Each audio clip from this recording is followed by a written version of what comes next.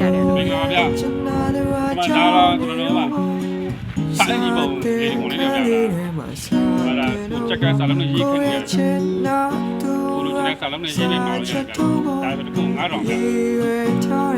။ဒါက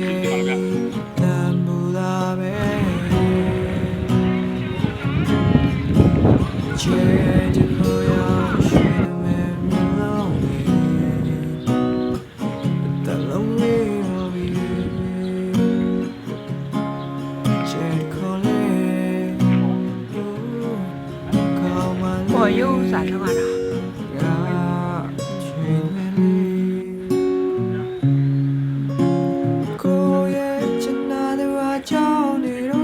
မြူစာတဲ့ခလေးတွေမှာစာတဲ့တော့